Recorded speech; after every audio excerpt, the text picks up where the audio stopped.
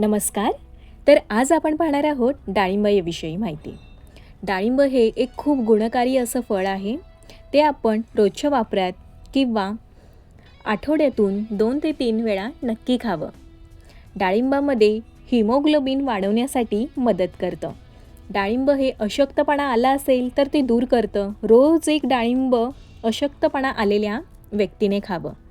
नक्कीच त्याचा अशक्तपणा दूर होईल. डाळिंबाने काय होतं, तोंडाला चव येते.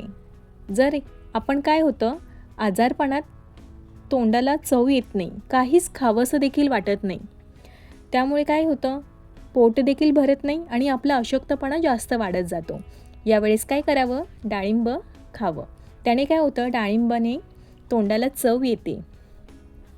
आणि हो, डाळिंब हे पोट साफ होण्यासाठी सुद्धा खूप गुणकारी एक फळ आहे.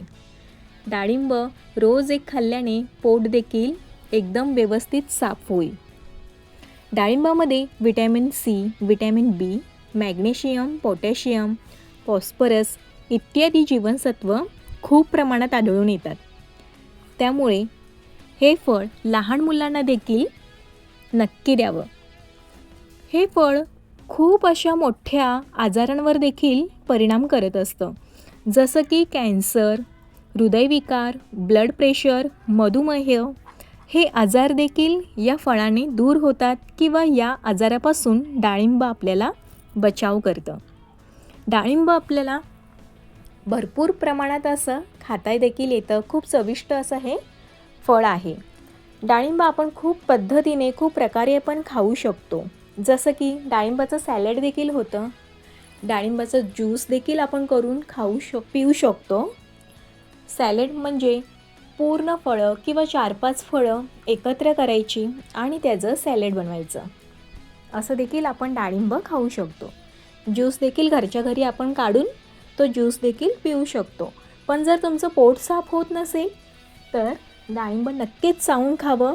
त्याच्या दाण्याने आपल्या पोटाला खूप असा फरक पडतो.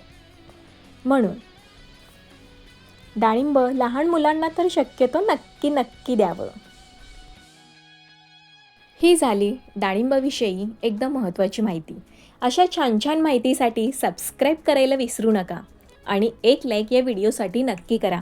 आपण परत भेटूयाच अशाच छानशा एका फळासोबत आणि त्याच्या गुणधर्मासहित. चला, बाय बाय. परत भेटूयाच.